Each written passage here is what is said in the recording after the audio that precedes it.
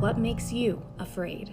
Some of All Fear lives at the crossroads between our greatest phobias and the horror movies we love to experience. Part pop culture and part psychology. It's time to find out why we're all so scared of the dark. Pep it up. Come on. You pep it up. Pep it up. I need some pep. Shut your pep. Oh, this week didn't totally suck balls. Woo! Kris. I know. It didn't totally suck balls. The summer that wasn't actually started to slow down a little bit. Things didn't go, we went 4 days without a crisis. Knock on wood. Yeah, knock on wood. And we're actually doing it. We're recording an episode within a week of the old episode. I'm really proud of us. Yay! Yay! High five. Woohoo! We tag teamed this bitch. We did. We got some shit done. Well, and we also needed to record before the movie that we were talking about kind of is not a thing anymore, anymore. And we had just seen it, and so it's kind of fresh for everyone. That's always good too. Yeah, for sure. But yeah, we went and we had a nice dinner last night and had some wine. We posted up a picture, at our favorite little Italian restaurant, and actually got to, kind of kick back and not feel totally stressed out for once. So it's great. That was good. I'm really happy about that. I don't know about you. Oh my God. Are you kidding me? All week I was like, I am just so happy that things are not up or down and just are. Yeah. I am fine with that. It's nice. Well, welcome back, old Feardos and new Feardos. I'm Drew. I'm a full-time writer and part-time horror nerd, and this is Kris. She's my wife and professional mental health therapist. Her idea of a perfect life would be living alone on the Oregon coast with 50 rescue dogs. And I get major FOMO even when someone goes to the DMV without me. With my best friend, Veronica. That's true. Yeah. We've already made this pact because both of our husbands are going to die mysteriously before us. Mysteriously. Just kidding. You heard it here first. This is documented now. So just if I wind up he's already dying under mysterious circumstances, I want you guys to. He's already 150 years old. He is a vampire. So. Oh, Robert? Yeah. Well, that's true.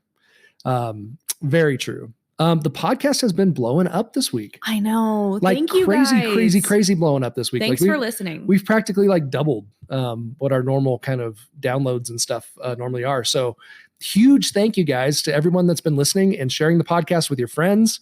After we dropped that Fear of Mirrors episode on Monday, we just went nuts. It went insane. People all of a sudden it was going crazy. So for the famous. Yeah.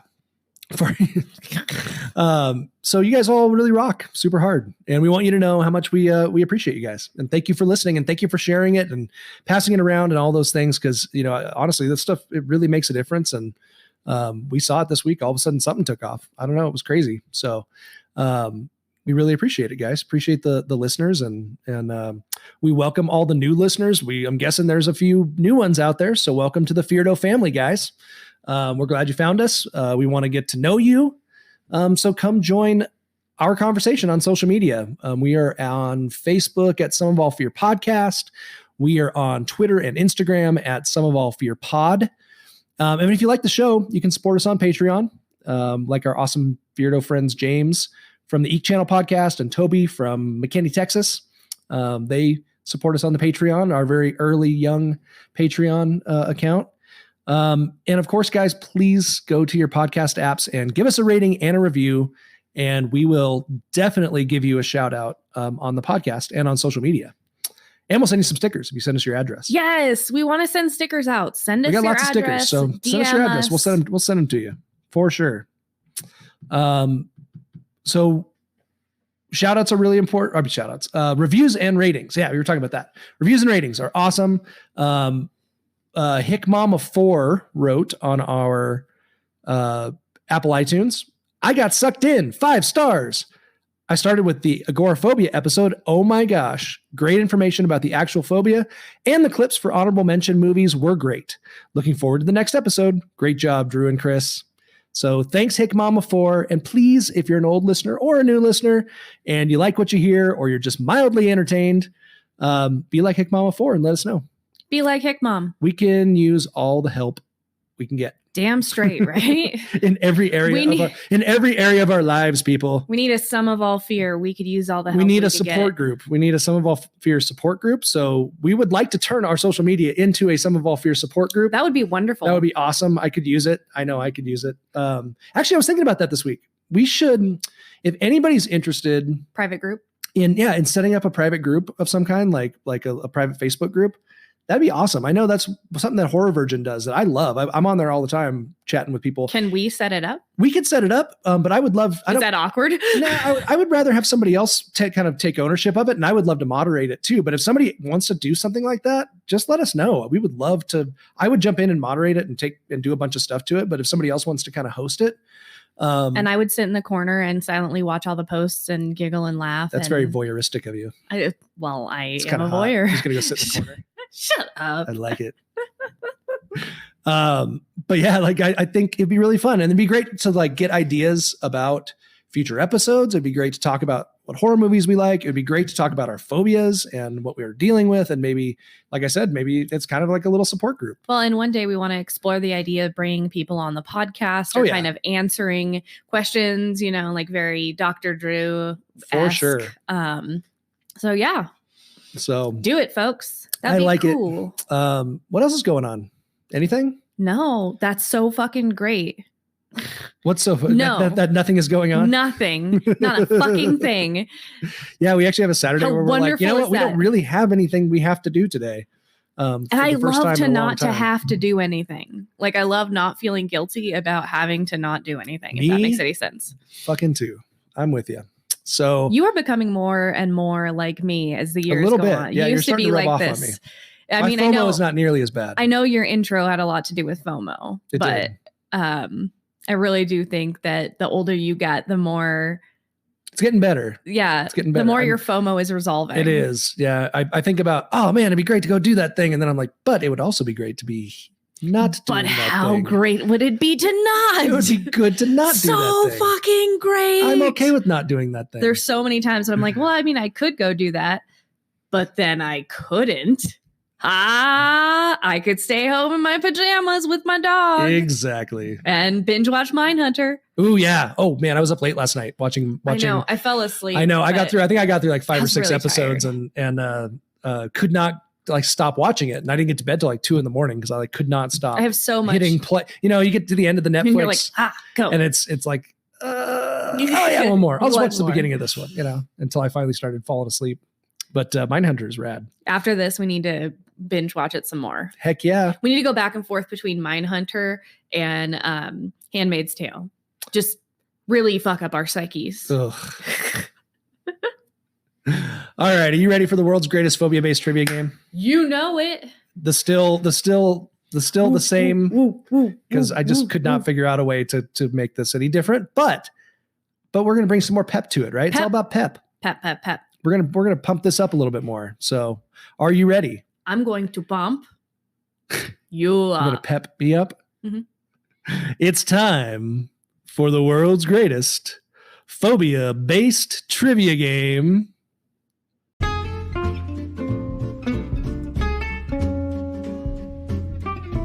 What the fear? You say it now. What the fear? There you go. Okay, you have to say it like that.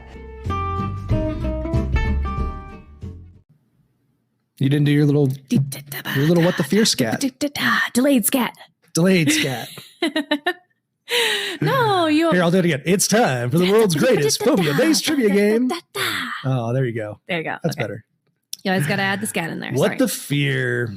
No matter how much Drew wants to change it, it still keeps coming back. It's the same. Keeps being the same. I kept thinking of ideas like we could do like you were saying earlier. Like you could we could talk about throw a movie out there, and then you have to guess what like phobia it's on, or maybe we do clips, or I don't know. I can't figure it out. I don't know. I keep thinking you want to change it. I think you just nailed it when you came up with what the fear. You just nailed it. So maybe it just needs to remain. Maybe it's because you become a staple. You want to change it because you think that I'm somehow cheating. Well, because you're just too awesome. You're just too damn awesome. Are you ready? Yeah. You want to play some What the Fear? Let's do it. Okay. All right. Are we going to run out of words eventually? Probably. I mean, are we going to run out of phobias? There's a lot of phobias. Are we going to run out of things? Are we going to run out of episodes? I mean, it's gonna be a long time for to run out of episodes, and we can always repeat episodes too. That's true. Like, and go deeper dive movies. Yeah, I mean, how many Fear of Clown movies are there? We can always repeat fears too, because I mean, there's multiple names for like. That's true. Every fear. True. We just did catoptrophobia, but we could do spectrophobia or any of those other phobias. True story. This is endless. We could do this forever, people. My endless phobia. All right, your first word is tautophobia. Tautophobia. Teuto phobia. Tautophobia. Tutophobia? Could be tutophobia. Could be tutophobia. Tautophobia. Like tutophobia. Like tutophobia. Yeah. Tutophobia. Scared of toots. Aw, flatulentophobia. If I invited you to my backyard party, which I should because we're married. If I invited you to my backyard party, dude, if you didn't, I would totally you'd be pissed off. Yeah. I'd remove you from the group. You wouldn't be very happy. If I invited you to my backyard party and I was grilling it up, you might eat a hot dog, but you definitely would stay away from the bratwurst and the schnitzel. Fear of German meats?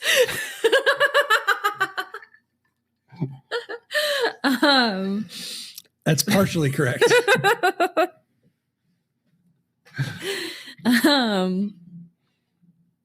Wow. So now I have to know the difference between like a hot dog versus like a. Yes, I want you to break down all the ingredients of a schnitzel, please. Can you please break down? It's not just lips and assholes, people. That's the title of my next book. It's not just lips and assholes. Hey, title of your sex tape. Title of your sex tape. Not just lips and assholes. It's not just lips and assholes, people. Don't worry, we're gonna get there. We're gonna get there in this What the Fear. Don't worry. Okay. So could you repeat it again? If I invited you to my backyard party and I was grilling it up, you might eat a hot dog, but you would definitely stay away from the bratwurst and the schnitzel. Fear of sausage casings larger than 8 inches. Colder, getting colder. I don't know. Let's see. Okay. Fear of eclectic food. Ooh, I like that, but no. No. Okay. You got much closer in the first answer. It's fear of Germany or German culture. Dang it! I was very skewed away from that because that was the first thing I thought. I was trying not to just like bring up something about Lederhosen or Oktoberfest or things that would just like instantly give it to you like I normally do. That was good. Okay. So you didn't instantly give it to me. There you go. All right, you ready for the second one? Yes. Tapinophobia. Tapino phobia. Tapinophobia. Tapinophobia. That's tapinophilia. It's what you had last week when I kept hitting the computers and shit. I did. And you were like, everything. Blah. You hate it when I bang. Bang. Winky blinky. Okay, no, but what's my hint? I haven't given it to you yet. Tapinophobia. A person with this phobia always sneezes into their arms like they're supposed to. Thank you, tapinophobics. A person with this phobia always sneezes into their arms like they are supposed to. Thank you, tapinophobics. I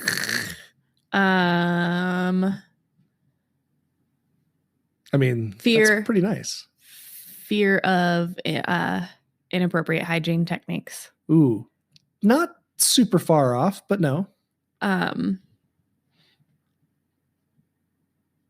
That's not. I mean, that was in the ballpark. I mean, that was in the ballpark. Fear of hand washing? No, kind of the opposite, actually. Oh, fear of being contagious. Fear of being contagious. Oh, okay. Yeah, that's interesting. Yeah, good job. Pulling the old freaking wool over your eyes now. Yeah, I think you're gonna get the last one. Fucking magician over here. No. Last one's getting a little bit more winky blinky. Oh. Yeah. I always like the winky blinky ones. Sorry, ladies. If you end up with one of these, I didn't give you the phobia yet. No, but actually, you gave me the eyebrow as you were saying that. I wonder if I shouldn't even like give you the phobia. If I should just give you the clue first. Maybe I should try that. Okay. Sorry, ladies. If you end up with one of these phobics, you won't be getting your salad tossed anytime soon. Fear of the booty hole? That is correct. Fear of the brown note? I don't think that's the official medical term. Fear of the brown note? Fear of rectums. Fear of assholes. Oh. Proctophobia. Proctophobia. Yeah. They would not appreciate a brown-eyed wink. They would not be appreciated. They would never play the rusty trombone. They would not play the rusty trombone. Blow that rusty trombone. That's a great Squirrel Nut Zippers. Thanks, Squirrel Nut Zippers. My kids were there and it was great. They were like, blow the rusty trombone. Yeah. I'm like, ha ha. The kids have no idea what this means. That's a super dirty song. That's a great song. I know. We'll just play a clip from that. Great job. That was fun. Fear of rectums. Fear of rectums. Fear of Cody's. Rectums. Cody's. Oh, that dude's a fucking unseasoned chicken wing. That was our What the Fear for this week. If you have any suggestions for What the Fear, please let us know. You can always email us too. We have an email. It's someofallfearpodcast@gmail.com. Drew will give you his personal cell phone number too if you just want to chat. I just want people to talk to me. He just wants people to like him. He wants to be part of some friends. Aww. That's true. Just want people to love me. We just want feardos like us. Are you ready to get into this fear? So what's cool about this episode, and I've been thinking about this all week as we've been preparing for this, and we talked about it. We did kind of announce it on the last episode, but we're diving into phobophobia, which is the fear of fear. Fear of fear. It's the fear of phobias. This is like kind of a special episode because it's a very special episode. It's like the Different Strokes episode where, the guy at the bike store was touching the little kids. It's a very special episode. It's one that you need to make sure you talk to your kids about. There will be no molestation. I'm so excited. It's like the Jesse Spano. The Jesse Spano did too many caffeine pills episode.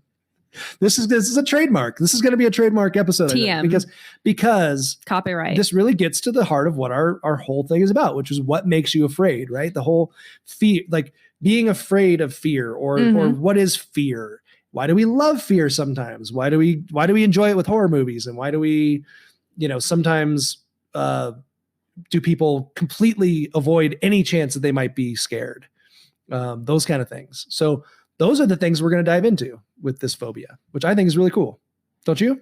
Yeah, I like the fear of fear. And I especially like saying it like fear. And every time you say fear, I hear fear. Stop. So just stop it now, though. You can stop yourself. I can't.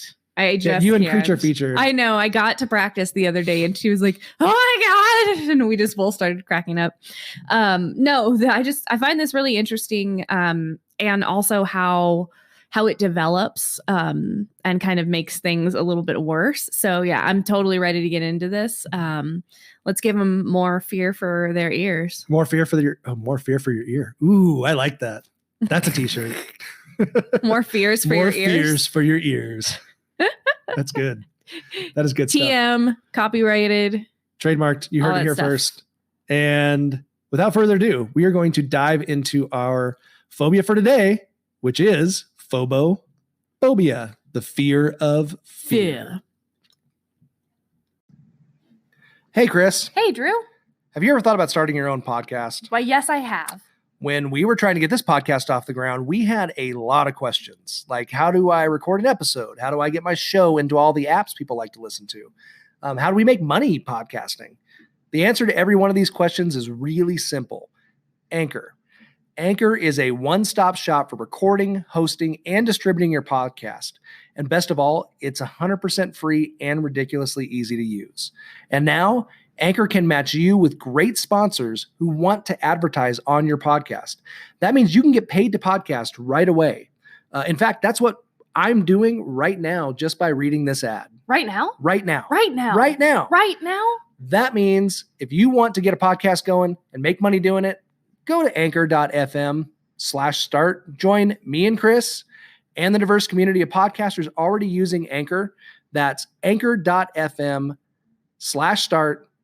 We can't wait to hear your podcast.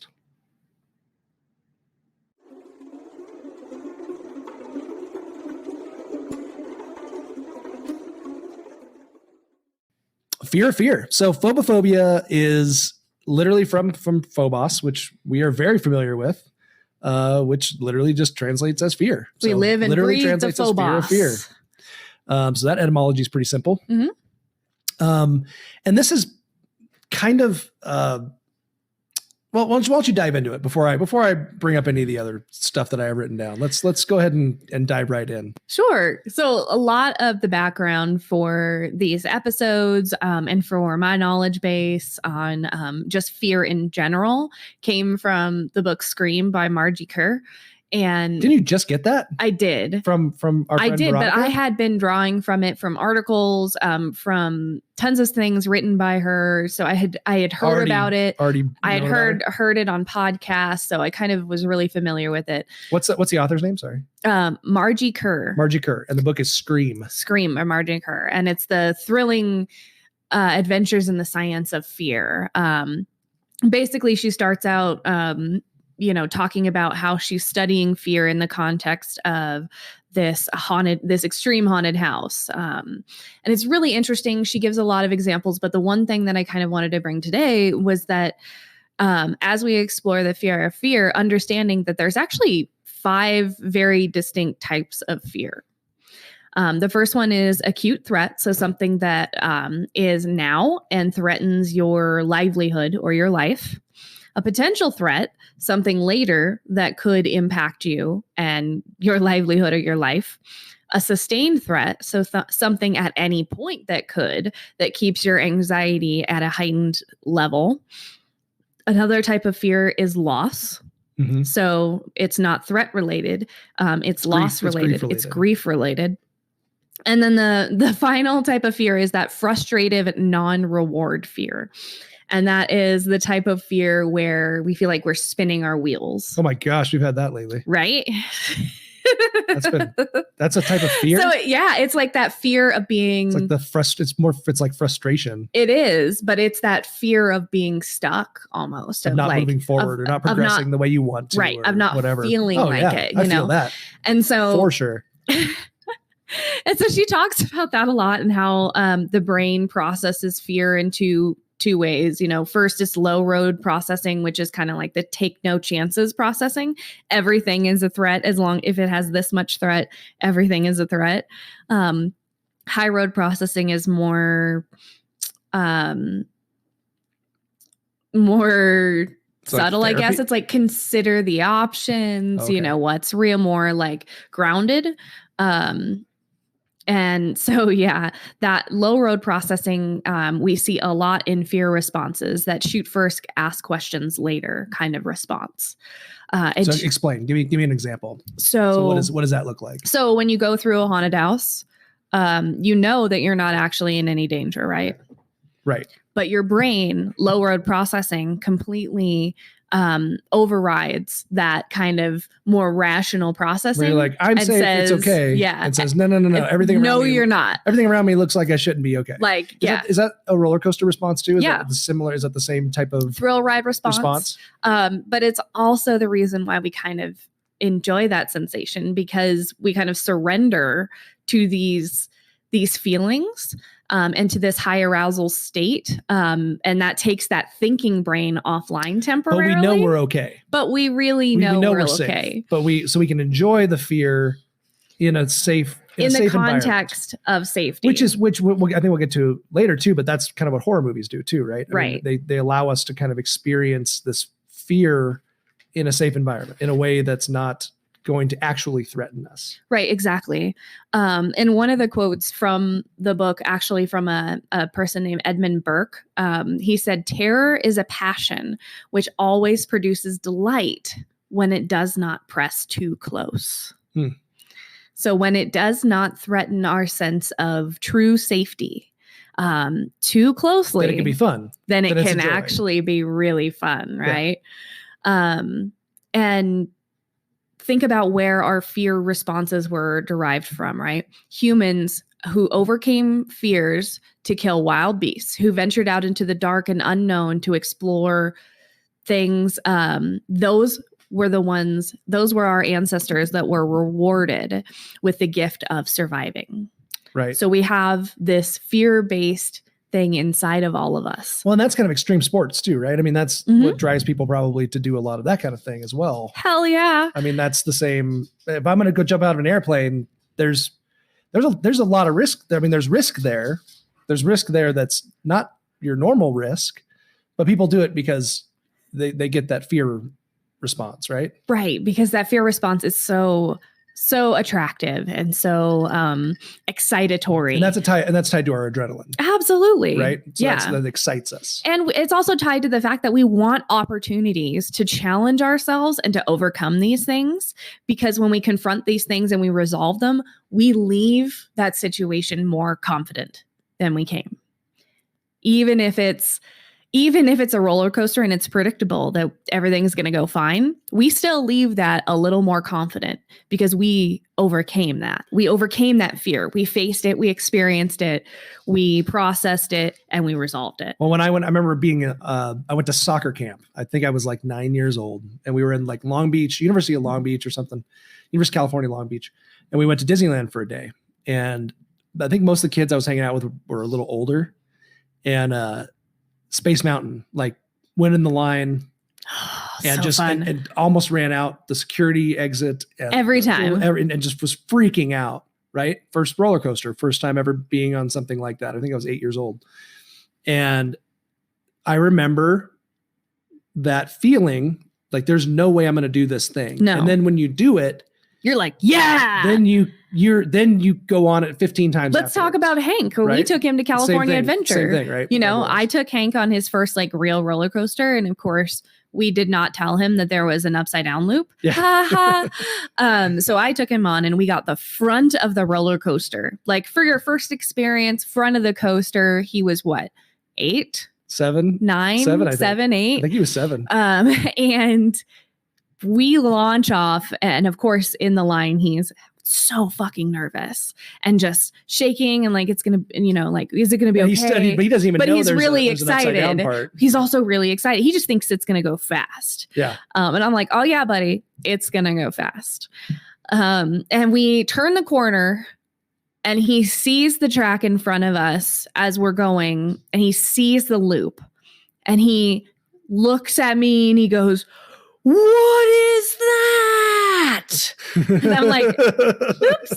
It's the best. Whoops. Actually, I'm looking at the picture of it right now. There was a picture of you on that very first roller coaster when I took him. Yeah, and he was none too happy. But he loved it. He went on it how many times? Like, he wanted to go on it. He wanted to go on that ride over and over and over. Because when he went on like 6 times. When when something like that kind of fear is encountered in that full throttle physical environment, it takes them to their emotional boundaries, but safely, and then brings them back better and they go, I want than when they arrive. Like, I can do that. I want to do that again. That's what fun. I want to see in Hudson, especially at like the water park and stuff. I want to see him challenge that experience of fear that he has right now and overcome it, and then know that he can do anything. Yeah. And that confidence that it comes with. And that's a kid thing. You know, that's just one of those things that you do as you develop. You learn kind of, that's why your first scary movie is like a thing, because you're looking, you're peeking, you really don't want to be watching it, but then you do. But you do. And then you realize you're going to be okay. That no matter what you're watching, it's just a movie and you're going to be okay. Ultimately. Right. And that's that idea of that we can sail our ship into a very chaotic storm and navigate our way out. And I think that's part of the reason why some people are so gravitated towards experiencing fear in these controlled, safer doses, so to speak. It's almost like a medication. Yeah, absolutely. So what is in a clinical perspective, from a clinical perspective, what does an actual phobophobic look like? So am I jumping ahead of you too much? Because I know you were kind of going into it's okay. I was an intro, and I was digging it. Yeah, no, it's okay. The last thing I wanted to mention was that I found really interesting in this research was that there's actually a nerve called the vagus nerve that runs from the brain to the bottom of the stomach that plays a big role in how we respond to threats. So hold on. Does what happened in the vagus nerve stay in the vagus nerve? I'm just know it. You know it does. Sorry. Couldn't pass that up. No, that was perfect. So yeah, there's this like umbrella of nerves that goes into our stomachs, which is further evidence to me for the gut brain link, and also the gut as the second brain. We've talked a lot about that recently. Yeah. But there's this umbrella of nerves that in the gut that collects information from the gut and sends that to our lizard brain, our limbic brain, in order to process whether or not there's a threat. So when we talk about our gut feeling, that's a literal thing. And I'm guessing probably when we feel nervous in our stomach. Right? It's a nervous stomach, and that's a real thing. It's literally that is our threat stomach response. Our stomach brain telling our brain that something tis not right. Tis not right in the world. Something tis not right. Tis not right this fortnight. So the other thing that I read was that when this nerve is severed in rats, they actually show a decreased fear in response to innate threats or threats that should be threatening, like predators. So if you sever the vagus nerve in a rat, it's not going to run away from a hawk. Like it would just it's not doing what it's supposed to do. Meh, whatever.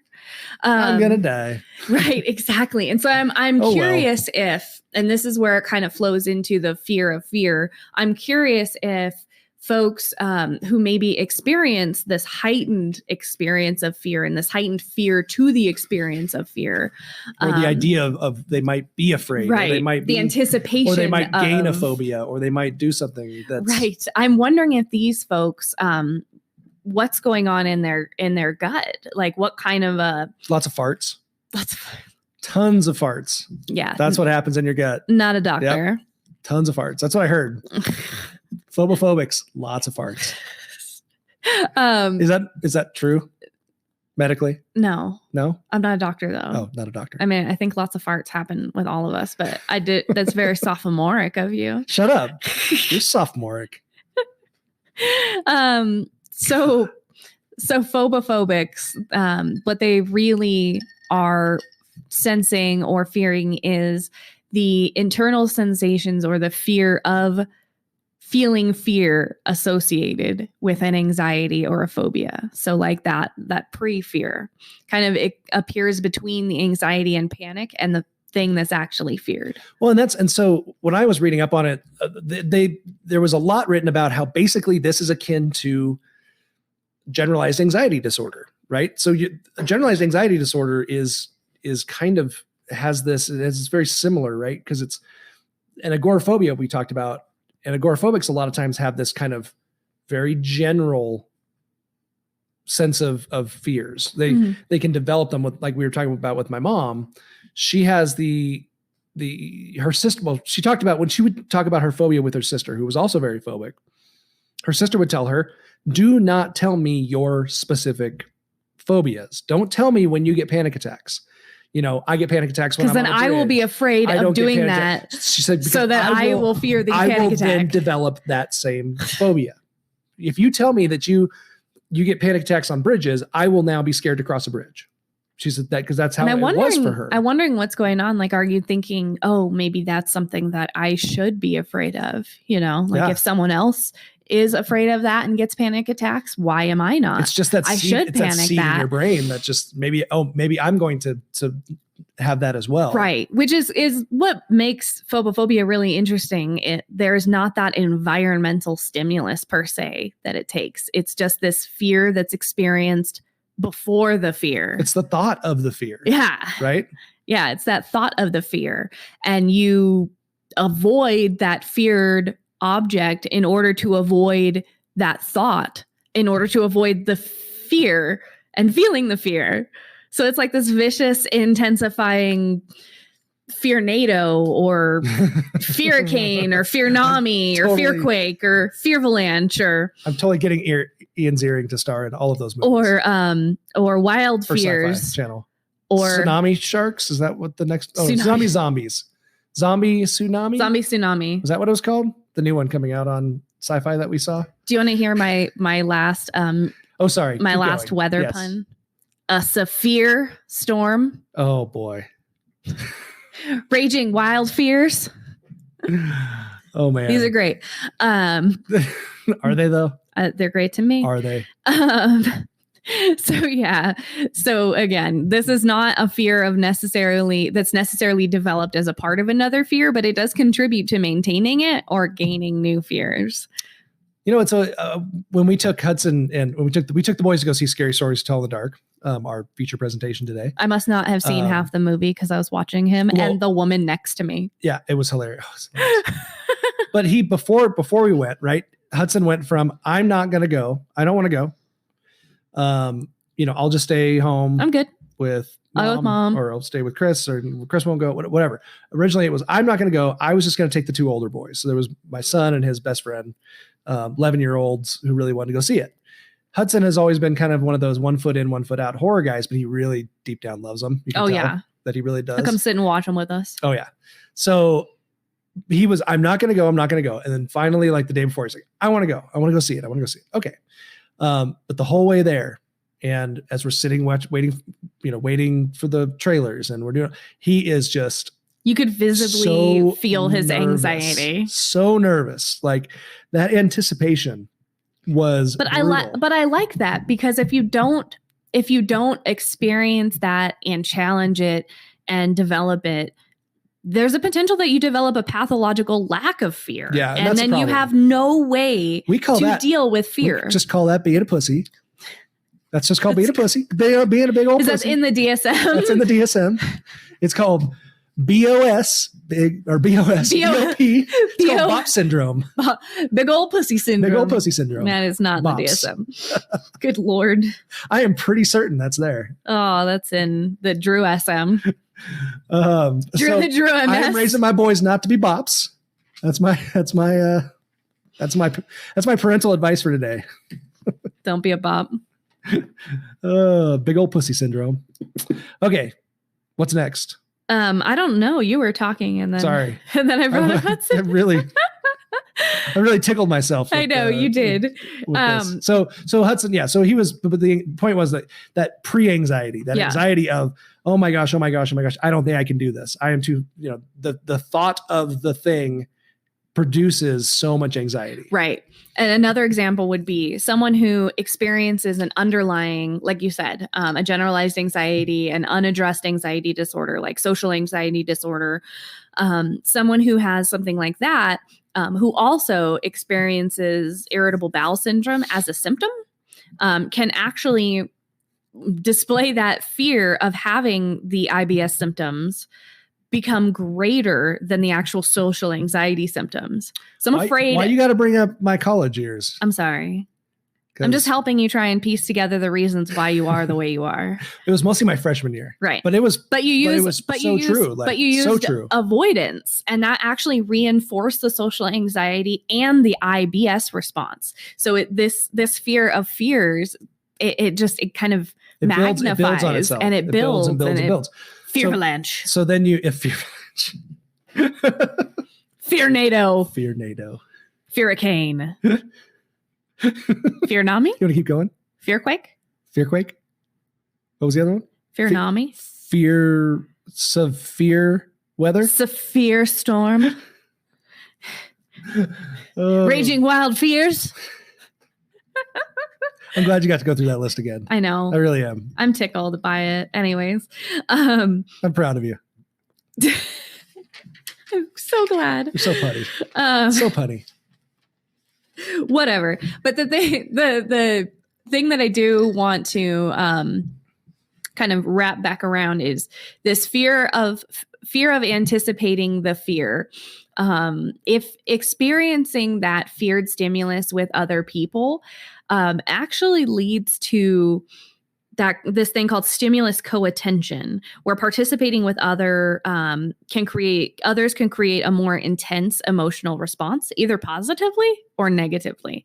So for instance, with Hudson, he participated in it with all of us. I think he was comforted by all of us being there. Sure. But his emotional response to the movie was higher because we were all there and experiencing it with him. And he perceives us all experiencing that same emotion, or that same not emotion regulation, but like Emotional intensity. There we go. So, boom shakalaka. Is that in your notes? No. Boom shakalaka? Yeah. That would be something I would write. It's really interesting to me though, because I think it's such I think the thought of we people who are afraid of fear are not horror movie fans. But people who are right? horror movie fans are fearphiliacs. Fearophilia, right? We talk about phobias versus philias. And so, you know, obviously people who enjoy horror tend to love that fear feeling, right? That being scared, to the point where, you know, I know a lot of horror fans who are real big horror fans who are kind of like, man, I can't be scared anymore. Right. And it's a bummer because it's like not being able to get high, or, right, or, exactly. You know, not being able to get drunk. It's or this whatever. tolerance. It's like that thing, you know, it's you a build tolerance that you've built, and I'm sure it's an actual thing that exists. There's a research lab in Reno that studies fear that we need to get in touch with, because I think that would be amazing. But yeah, phobophiliacs are folks that kind of chase the high of experiencing what it's like to test those emotional boundaries and come back safely. Well, and you have those people who just they will not do horror movies. They will not do, like Horror Virgin. They will not do haunted houses. Although I think he's kind of coming around. Yeah, I think Todd's starting to like. I think Todd likes the high. I could be wrong. They may, you know, that would ruin their whole setup though, so can't let that happen. But you know, those people who will not do haunted houses. They will not do horror movies. They will not do roller coasters. They won't do anything, you know, they won't jump out of an airplane. They won't, you know, anything. And what's weird is there's people who will do some of those things, but not others. So it's kind of, it can always be a little bit mixed, but some people just do not do, I don't like to be scared. Like, I don't want to be scared. And I've had lots of people tell me that, you know, I've told them, oh, I'm, you know, really into horror movies. Oh man, I don't do horror movies, you know? Yeah. I do not. I don't and like they'll bring that. up some benign movie, you know, or something. Like I saw like Dave, like our buddy Dave and Poltergeist, you know, I saw Poltergeist when I was a kid. I don't want to do horror. I don't like horror movies, you know, did not like that movie. So something either when they were young or as they've developed and gotten old, as they've gotten older, something has blocked out that desire to have that adrenaline rush of fear. Well, either that or it is intimidating what you might feel if you let yourself watch these things that do cause such intense emotional reactions intentionally. Like, you can go to a rom-com and just be like, right?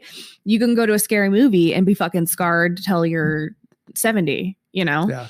The movies don't generally move us emotionally and physically like that on a regular basis. And now we've got a whole genre that's goal is to imprint itself in your mind and in your the most extreme way possible forever. You know, most of the time. Yeah. Right. I mean, we're going to try to scare you in every way we possibly can. And so depending on what kind of genre, what kind of part of horror you're talking about, it's going to try to touch on, which is why we're doing this whole podcast, right? Because the whole point is that horror movies prey on our most primal fears. They prey on our phobias. They prey on our base instincts. Yeah. All those things and so at every different type of horror movie, all does it a little differently. They all prey on different types of they fears. all threaten that. And culturally, which is why some people like some horror movies over others, or, oh, this one scares me more than this one does. Well, that's a personal preference thing. Right. Which is why I get so pissed on these stupid forums when people are like,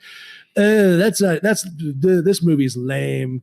Cody. This is a better movie, and blah, blah, blah. All the Codys on the horror because it's so personal. It really is personal. Your fears are your fears, and the things that you find scary are personal. Mm-hmm. Now, personally, I like almost all horror. Like, I really enjoy it all. But some things resonate with me more than others. Right. Right. So yeah. Do you have anything you want to add before we dive in to something a little different today? No, I'm excited. Let's do this. So that was our little breakdown of Phobophobia. We are not gonna do a regular movie for our honorable mention. We saw this documentary this week and we thought, hey, what a great opportunity to kind of talk about this phobia. It was rad. This documentary was exactly what we're talking about today. So in our honorable mention today, we are going to talk about, actually it's been out for a few years, but it just popped up on Shudder this week. And that is 2014's documentary, Why Horror?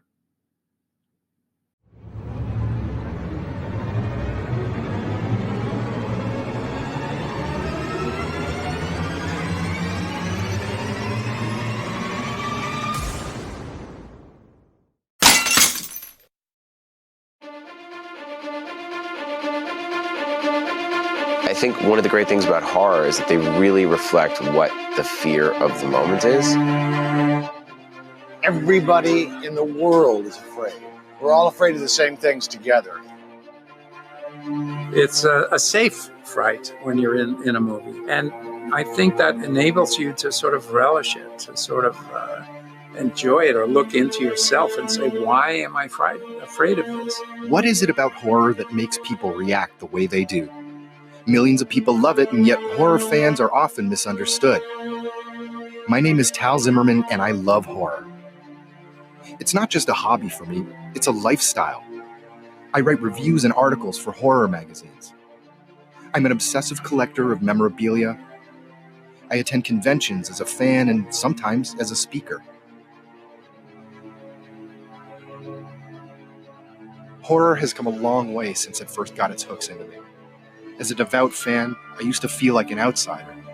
But nowadays, I look around, and horror is everywhere. So now is the perfect time to dig deeper. I need to look beyond my own experiences. I need to know, why horror?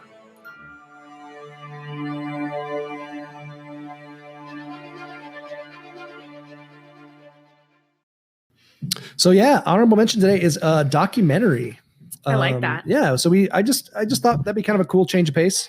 Just to kind of talk about Some new, a little bit more about some kind different. of, a little bit more about what we were just talking about, which is really why do we like these things? Do we like this? Why do we enjoy horror movies? Why is it that Why do we do horror this to fans ourselves? put themselves through this One word, trauma. trauma? Why do trauma? Trauma. Sorry, not trauma. Thinking like Momo, not trauma. Trauma, not trauma. Why do we put ourselves through trauma? Because they're not really scary. They're just disgusting. Yeah, that's why. Oh, I love it. I love me some trauma. So we're gonna talk about. So this is kind of about phobophilia, right? So we're talking about A little bit. Phobophobia. This is more about the phobophilia side of things. The Why do we of fear. love this? Where does it come from? How did we get this weird desire to want to scare the shit out of ourselves? But this documentary is called Why Horror. It's on Shudder right now. It's directed by Nicholas Kleeman and Rob Lindsay. And it's a feature documentary following horror fan Tal Zimmerman, who's the host, as he looks at the psychology of horror around the world in order to understand why we love to be scared, which is perfect because we asked the question, what makes you afraid? Mm-hmm. Right? So why do we like to be scared? What is the whole purpose behind that? And it has a lot of great interviews. Alexander Aja, who directed Mirrors, which we just talked about last week, was interviewed. John Carpenter, Don Coscarelli, Barbara Crampton, Zachary Eli Roth, Quinto as Eli Roth. You always think Eli Roth looks like Zachary Quinto. He does look. That was I used to Zachary. confuse them a lot. That was actually. Zachary Quinto as Eli Roth You think so? in Why Horror. In Why Horror? Yes. Oh, I didn't know that. Well, Elijah now you Wood know. does some narration, but it's a great little documentary, and it really does talk about how fear is just this truly universal emotion. And right? it's also kind of a uniting emotion because of that, it's a shared experience emotion. We all have fear. Everybody in the world is afraid. We're all afraid of the same things together.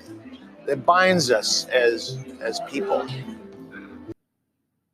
So, everybody's afraid, right? It binds us as people.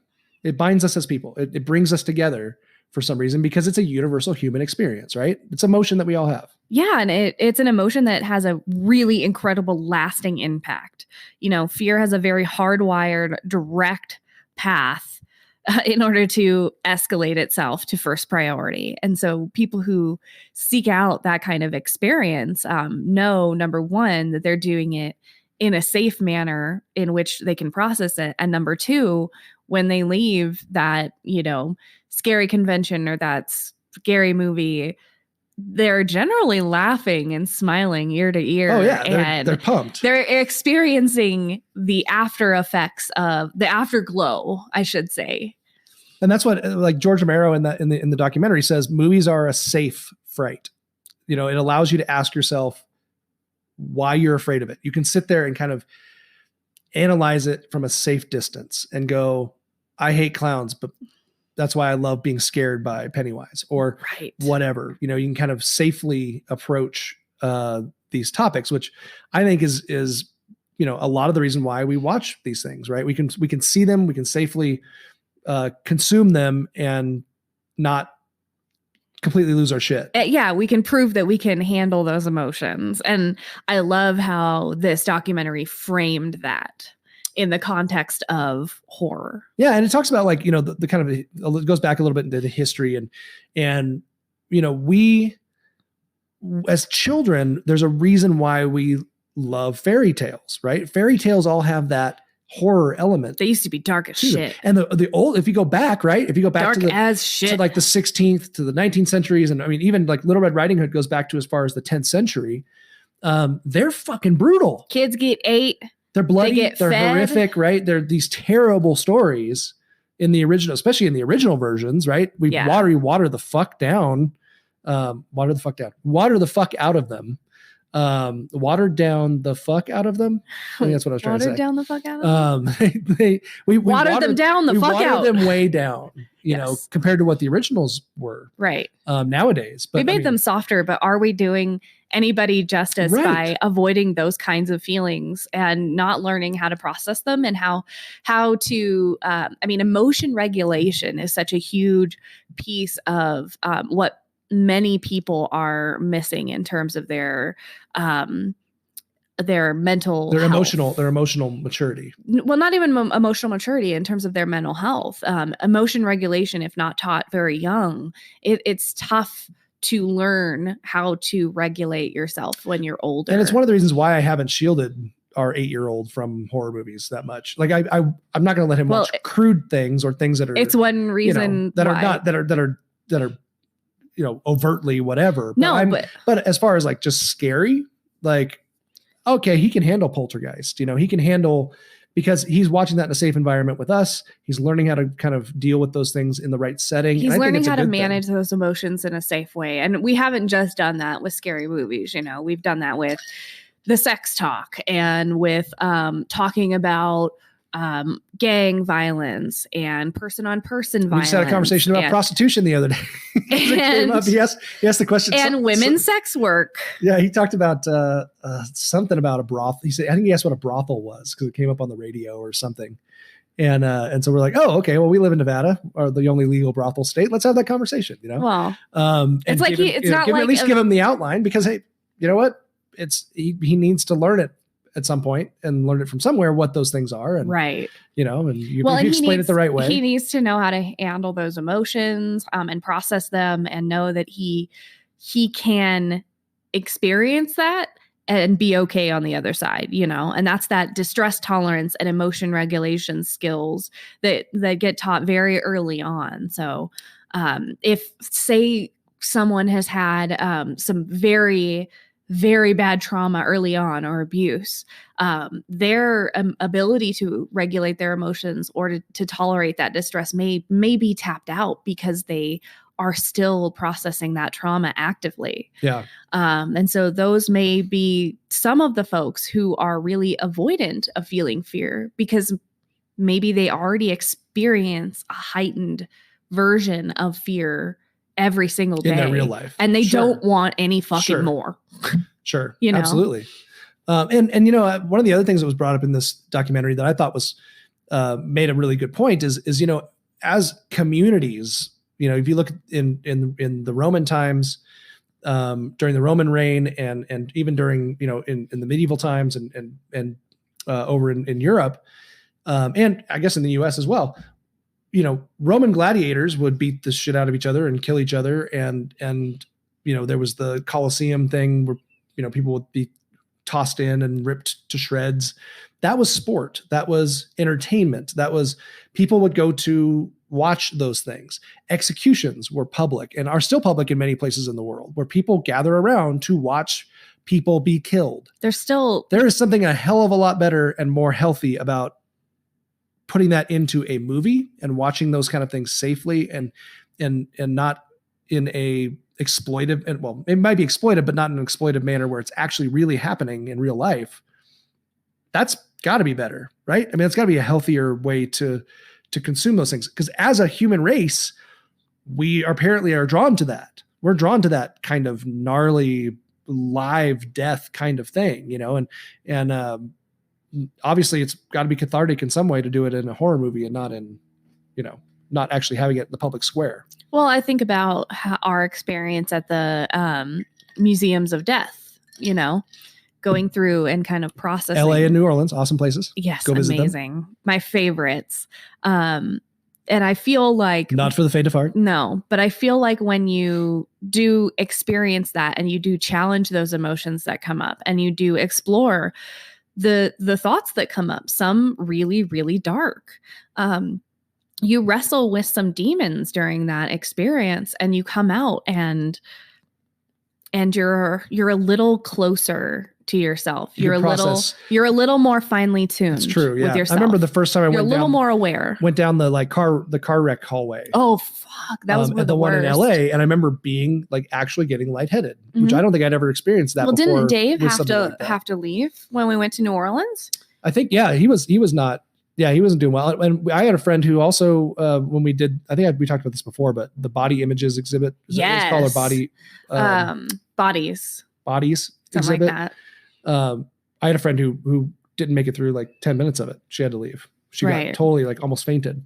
So there's something there. And there's definitely something about processing those things in a safe environment or an environment.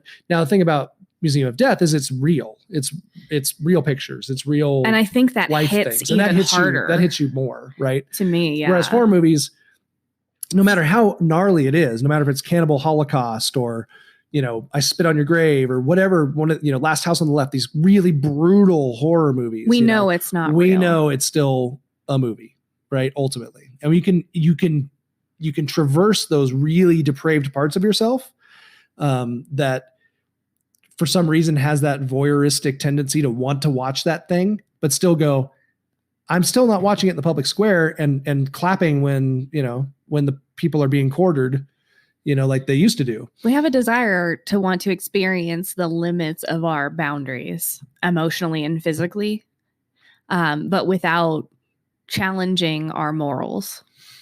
Yeah. And there is something about this from a very young age, right? We love having personifications of evil. Mm-hmm.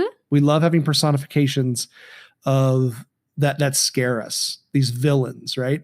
That's why so many horror movies have a villain, like a central person that is the embodiment of evil or the embodiment of this fear, whatever that fear may be, right? Or this insecurity. Or they pull out your fear. Right. And they hold it up in front of your face. Right. And so I put together a new top 10 list. My top 10 scariest horror villains of all time. My number 10 was Samara from The Ring. I didn't like that one, mostly because she came out of the television. Yeah, I just found her extremely creepy. I found her, I think, unnerving. Yeah, there was something about that movie that just really that I really enjoyed it, and I know the original Japanese one is also super awesome and creepy too. I was reading, and it's Sado. Her name was Sadaku or Sadoku. I was reading on kind of some of the cultural differences in horror between the Americas and the Japanese. And specifically speaking, the Japanese horror culture really focuses on the ideas of what you do in life affects your death and sure. How you die affects how you live after life. And it's that generational haunting, generational sins of your fathers, sins of your the things that come back to haunt you, but from a familial perspective. And it's just very different than like traditional American, like slice or dice or horror. So it's really interesting. Yep. So that was my number 10. My number 9, Norman Bates from Psycho. See, okay.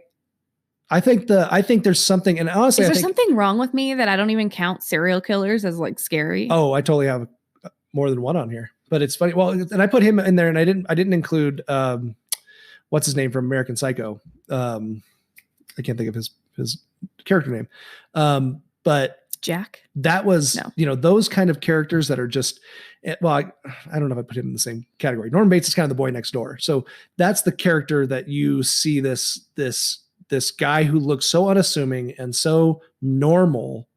Dark side. This is BTK. This is, I guess, maybe probably because Manhunter. We were just watching Manhunter. Maybe that's why. Manhunter. Manhunter. It's Mindhunter. I see Manhunter. Manhunter's a movie. But that kind of unassuming character that's next door. That your fears are that somebody very close to you, the person that you talk to, your best friend, whoever it is, could be a serial killer. I mean, one in 20 people in some high population areas. It's creepy. Is not a serial killer, but a sociopath. Norman Bates. Number 8, I have Leatherface from Texas Chainsaw. Okay. Which was creepy. A lot of number ones. A lot of people had him as their number one list. And I got to tell you, I don't find Texas Chainsaw that scary. Horror Virgin has that as their 10 out of 10 scary scale. I don't find Texas Chainsaw that scary. Because that's just like the crazy psychopath, which I don't think the crazy psychopath is that scary. Although I will say I included it because, I mean, the dude wears people's faces. Do you think it would be a lot scarier if we lived out in like Silver Springs, Nevada? Maybe if you were out in I guess that's the part that scares me about that movie. If I did have to put that in, I put it in my list because he is a super scary character. I think the thought that you could end up, this is The Hills Have Eyes too, right? Kind of, you could end up someplace with just a total group of psychopaths. Dude, when I was working with the social workers going out there and, going out in the middle of nowhere in the desert, I was like, at least within 100 yards around me in any direction is probably a body. Some bodies around here or some sort of a shed with someone locked in it. I don't know. Something bad's going on. That's my 8. My number 7 is, and this goes back to childhood, Freddy Krueger. And I think Freddy Krueger, especially because Freddy Krueger focuses on dreams and sleep but he also focuses on your fears. He brings out your specific fears. He's going to prey on your fears. If you're not afraid of him, then he's not effective. Right. He can't do his job if you're not afraid of him. But I didn't see it young enough for it to terrify me. Yeah. Like my first foray, but I always kind of liked him. He was always the character that and then corny Freddy, as we get into like 3, 4, 5, and Freddy's dead, he becomes a caricature of himself, and he's not nearly as scary as he is just, Freddy versus cartoon, Jason. Freddy as a cartoon character was my first foray into Freddy. So it was like, oh, this guy is Freddy versus Jason. Hilarious. I'm so sorry. And then it was like, that's really a tragedy. H2O. And then I kind of went backwards. H2O was, that was Friday the 13th, wasn't it? No, Halloween H2O. Yes. Sorry. All right. Number 6, Annie Wilkes from Misery. Oh, fuck. If I had remembered these people, that maybe they would have been on my list. Yeah. Because, Annie Wilkes is a good one. No. Yeah. No. And because 2x4, no. Sledgehammer, no. Yep. None of it. Mm-hmm. No. And I think just that. Again, more psychological. Psychopath, right? Out of control. Like she has you out of control. You are just at her whim. She can do anything. Torturing you. Yeah. In like the worst ways. And you don't know you don't know what way she's going to go. No. You don't know where she's going to take it. So Annie Wilkes. Number 5. So and I actually adjusted this at the last minute because I was like, you know what? I got to throw this in there a little bit off the map. But Princess Mombi from Return to Oz scared the shit out of me when I was a kid. And after rewatching it again, I went, damn it, she's still freaking scary. She's pretty scary. Like that's a scary character, and a scary character that really brings out those childhood fears, and watching that movie as like a 4-year-old or a 5-year-old, whenever I watched it for the first time, fucking scary, man. I don't like Princess Mombi and her freaking running around with no head on and shit. Not a fan. Putting on the different heads. Yeah, not cool. Number 4, Hannibal Lecter from Silence of the Lambs. But also the guy that you'd kind of still like to sit down and have a meal with, maybe some fava beans and a nice Chianti. A lot of these serial killer types don't make my list because you want to talk to them. Because I want to hang out with them. I went to school to study how to figure these guys out. I'm not saying I wouldn't want to sit down with every single one of these at one point. Do they terrify me? Yes. But like, do I consider them like my scariest villains? Think about how Hannibal Lecter, though, like the things that he would, like how he was able to almost be supernatural in the way that he would do, like when he killed all the guards and when he did, when he escaped and when he does, the guy just, there's something beyond just the persona that is almost like inhuman. Yeah. And that's always what. But I think that's the caricature of our deepest rooted fears, is that there's something inhuman in us all. Oh, for sure. My number 3 is the Tall Man from Phantasm. Fuck. I like the Tall Man. The Tall Man. He's pretty creepy. I mean, he's just a great character too. Like Angus Grimm is so cool and what a cool character, and just foreboding, and his voice is so intimidating. And you just know if he grabs you, he's going to be able to throw you through a wall. So definitely one of my top 3. Number 2, Pazuzu, the demon from Exorcist. That inhabited Linda Blair. I didn't know that was the name of it. Yep, Pazuzu. The Exorcist sounds like something delicious you order at BJ's Brewhouse. It does. Yeah, that's with some ice cream. That's a Pazuki. Can I have a Pazuzu? I would like to have a Pazuzu with ice cream. I'd like please. a half chocolate chip, half peanut butter Pazuzu with a la mode.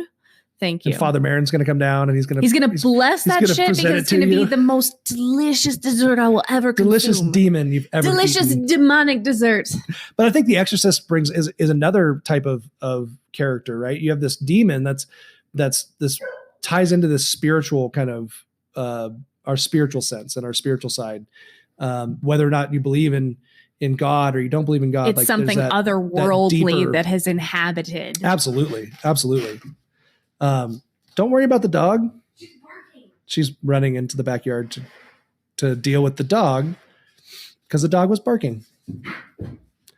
Now she's tripping over the dog. Oh my gosh. Now she's breaking. Shit. Now she has knocked over all of her line of drinks. Shit. Man, this took a fun turn. Wow. Ouch. What a way to build up my number 1. I know. And now. Ready? Holy shit. That was a train wreck. I slipped. It's not even gonna sound. I mean, it's like Pennywise the Clown. It's my number 1 because it was my. And even now after watching the new one the other day with you because you had never seen it, so we were watching the first part of the new one. It still freaks me out. Like Pennywise still fucking scares the shit out of me. I really enjoyed that movie. It was great. A lot. It was great. Like it scared me and he scared me, but he wouldn't be one of the scariest characters. To me, he's the scariest because he attaches to my childhood. Sure. So he attaches to, he's still scary today as a character. And I've always gravitated towards supernatural characters as being more scary anyway. So I'm like, human characters, I don't care if you're a psycho or whatever, like I could still kill you. I kill you. Human characters, supernatural are way characters worse. To me are worse because you can't kill them. Oh my gosh. I'm totally opposite. I am like, people are way worse because. Well, people are worse in general. Because it's people really suck, in there. Like we all have that dark side. And then the other stuff that, the other horror genres are more caricatures of that. That's why it's my list. I know. And not your list. All right. Well, we are going to dive into one of the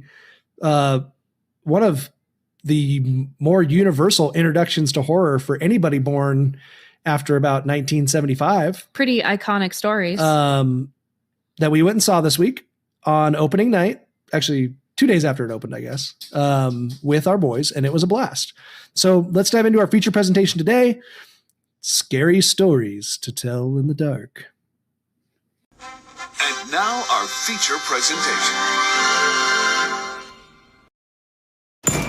What's that? It's her book of scary stories.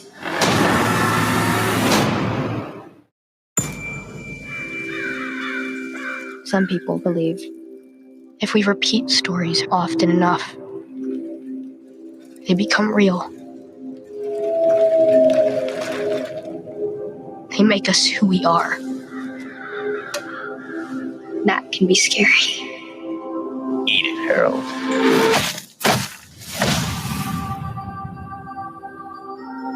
Do you want to see a haunted house? Some kids went missing, so they boarded it up. Okay, we saw it. Should we go now? Who ordered the chicken?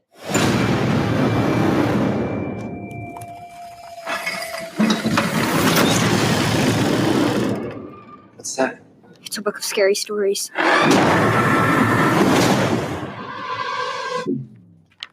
Tell me a story.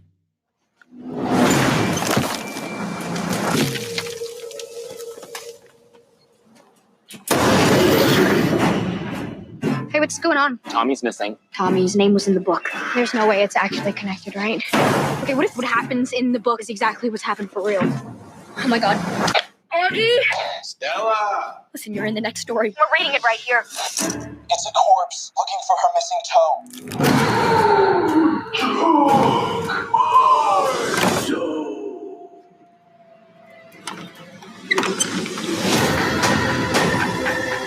I'm afraid that we woke something up.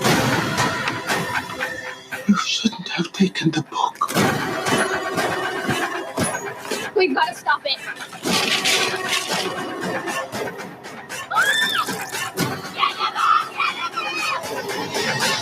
Sarah Bellows' book, where the stories write themselves and it all comes alive.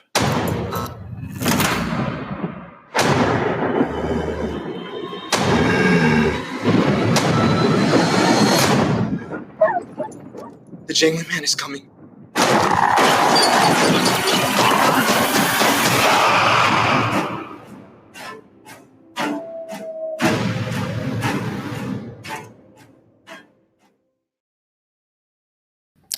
That's right. So our feature presentation, Scary Stories to Tell in the Dark from 2019, long awaited. I was waiting for this for a while. Oh yeah. This one's been hyped up for quite a long time. Norwegian director Andre Øvredal, who I was stoked that he was directing this because he did Troll Hunter, which was a Norwegian film that came out in 2010, and Autopsy of Jane Doe in 2016, which was both are super badass movies. Like I love both of those movies. Troll Hunter is a blast. And Autopsy of Jane Doe is creepy as fuck. Like just a good movie. He's just got he's got like kind of he's got a style, very kind of a presence, and I really like it. And believe he's also set to direct do you know Stephen King went by a pseudonym? Yes. Robert Bachman was his pseudonym. Robert Bachman. And I guess in 1979, under the pseudonym Robert Bachman, he wrote a book called The Long Walk. And I guess Andre Øvredal is going to be the director of that movie. Oh, nice. I probably won't be out for a couple of years, but and then it was, of course, produced by Guillermo del Toro, who has an amazing ability to create an ambiance, create a certain type of feel to kind of his creatures and to the movie, so I think all of that was and kind of not just to the movie, but he has a texture about him. That's a good way to put it. His texture. movies have like a that. Texture. Yeah. And so of course, the movie is based on the books by Alvin Schwartz, who actually wrote a lot of books, a lot of other books besides just these. And a lot of them were kids kind of books about folklore. Some of them were about folk, kind of like folk speech. I don't know how to explain that, but we like tongue twisters and wordplay and stuff you'd hear about on Away with Words, that PBS show that we like to listen to. It's not PBS. Or sorry, NPR show we like to listen to.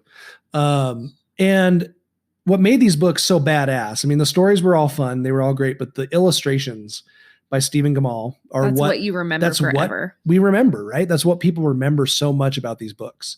Because honestly, I was trying to think back before we went and bought the book, because we only had one think we had part 3 flying around the house with the boys in the boys' room, but I couldn't find the other 2. So we went and bought the hardback that had all 3 together. And as I was flipping through and actually reading the stories, there was only a couple that I actually really remembered the storyline, but the images I remembered so many of. So many of the images, you know. And that's really, I think, the major iconic part of these stories was those images. And this movie, well, the Stephen Gamal, the guy who did the illustrations, he was a children's book illustrator that was very well regarded. He was a Caldecott Award medal winner for a number of from another book that he had done, but he did a whole bunch of different children's books and stuff. So the guy was a stud, and he's still alive. He lives in St. Paul, Minnesota with his wife. Didn't this book get banned at schools? Well, so and stuff? I know. So when I was in late 80s, early 90s, I had bought all 3 volumes at a school book fair. Okay. But not long after that, all of a sudden you started hearing it about, oh man, those books are banned. You know, I think kids probably played it up more too. But sure. Like, those books are banned, or like, they're not going to let them sell those at the school, and you're not allowed to bring those to school anymore, and that kind of stuff. But it was actually the most challenged book for public libraries, and probably school libraries, from 1990 to 1999. Not like Mein Kampf? Yeah, exactly. Like, no one's going to challenge like the most challenged book Mein is Kampf, Scary Stories or to Tell in the Dark. I'm sure there's other ones out there. Because of, Where's My Thumb?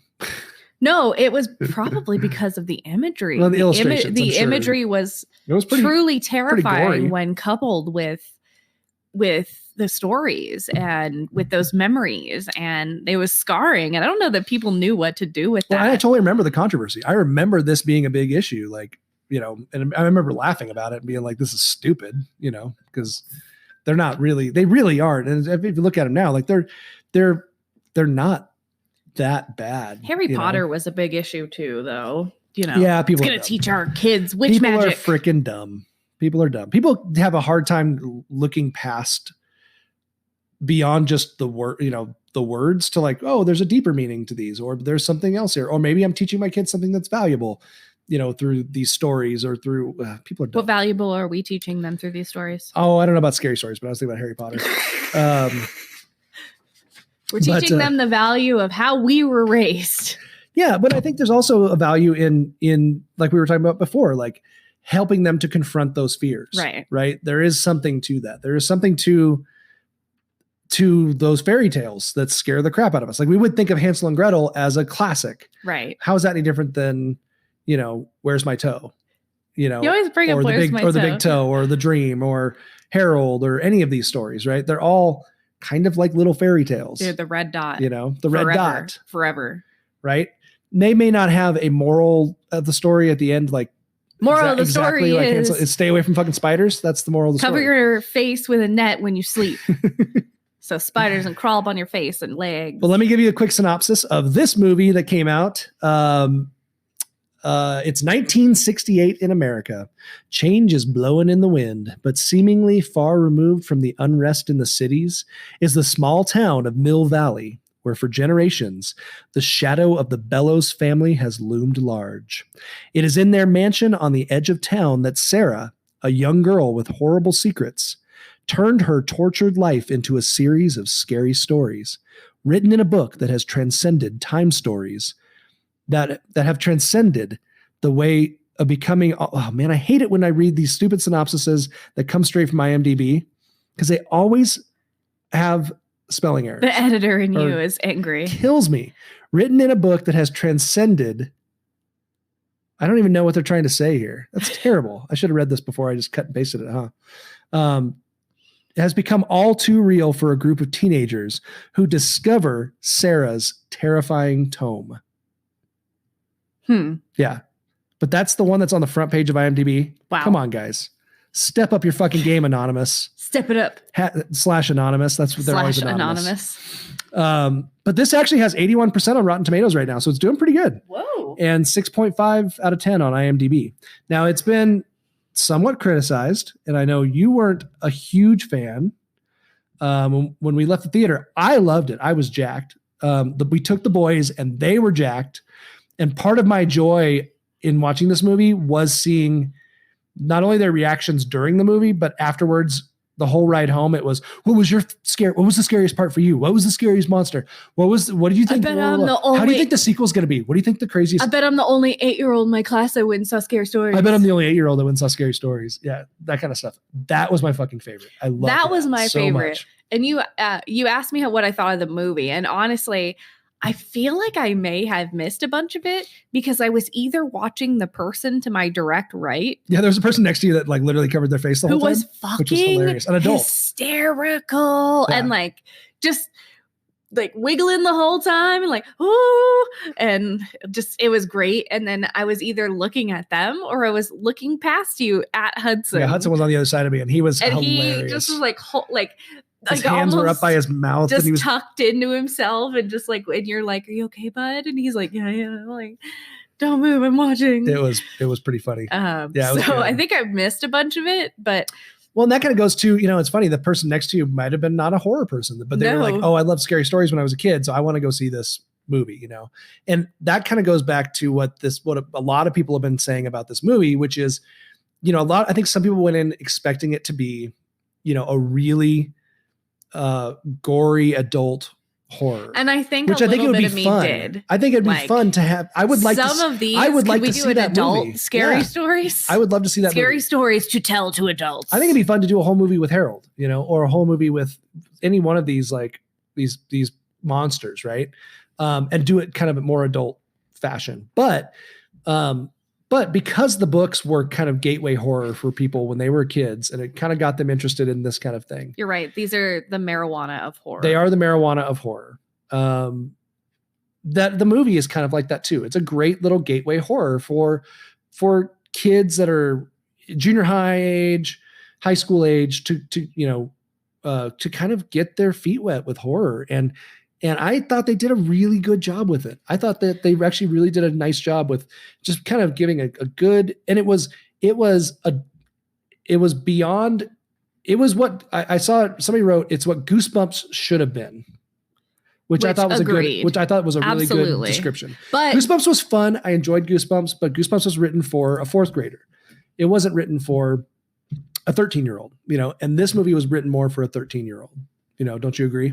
Absolutely. But I think if you look at the Goosebumps books, they're all kind of written a little bit younger too than the Scary Stories books. There's some other R.L. Stine books that definitely could have been made in a more adult fashion that maybe at some point they will, but yeah, so I really enjoyed that part of it. I think the movie takes the script itself doesn't really connect with the books that much. Like it has little pieces here and there. But they so they kind of create their own storyline. Well, they have to through multiple different stories. None of the stories are really linked. So. Yeah. And then they've created the monsters, and the monsters were, did you see how they did the monsters? The practical effects. Most of those were practical effects. Yeah. They did a lot. That makes me appreciate it. They did some CGI so enhanced stuff for sure. But the actual monsters themselves, they did do full regular practical costuming and stuff. And I've heard people say, oh, it's all CGI, that didn't do their homework. Because it's not all CGI. They actually did a really, really, really badass job with doing some kick-ass practical admire effects. that and love that. Yeah, which is like that Pan's Labyrinth thing too, right? It was that Pan's Labyrinth feel that with the creatures, that texture. They did a badass job. And I think that has to do that him choosing to do practical effects versus CGI is a Del Toro move. Oh, for sure. Yeah. Because, and I don't know how much, I'm sure he wasn't how hands-on he was with all of it, but I'm sure he, as a producer, he was there. But there is that texture to his work. Sure.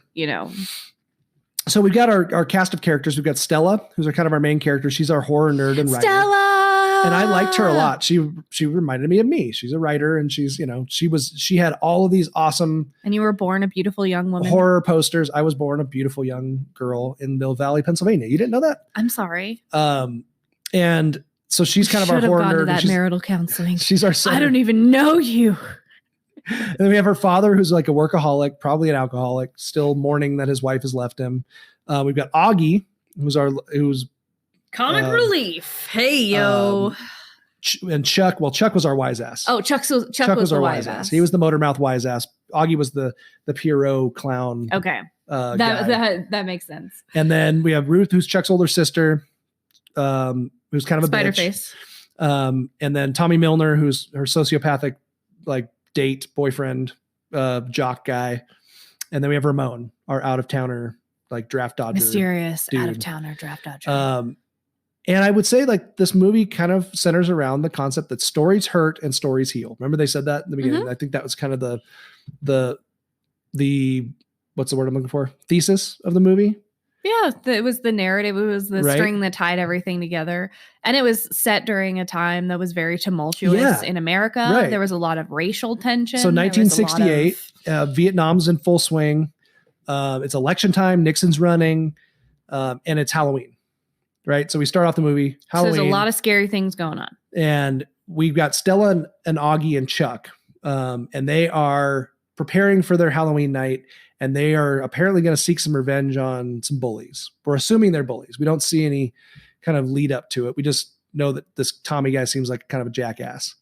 And so they go and he's fishing turds out of the toilet to put into a bag. Would you say that he's a Cody? He's definitely a Cody. Tommy is definitely a Cody. With a C-U-N-T? Definitely. And so he's got his flaming pile of shit bag ready to go. And he's got classic. So they go out, they're out Halloween. They see Tommy's car with all of his jock friends or whatever. And they throw a bag of chonies in his car. Well, they didn't know his sister was in there until after.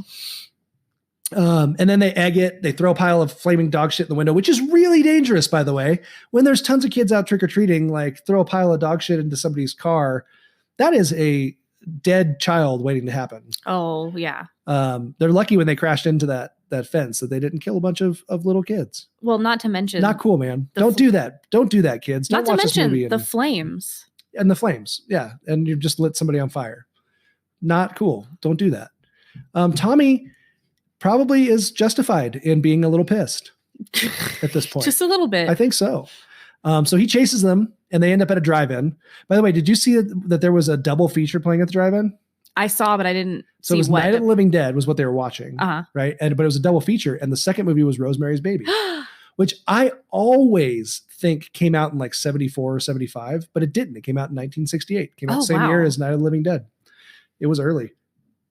So that was the double feature at the drive-in, which would be I always feel like lots of nudity at the drive-in is uncomfortable. And why? Everybody's getting everybody's getting busy anyways. in there. That's true. That's why there's porn drive-ins. Everybody's getting their beef jerkies on. That is true. The beef jerkies.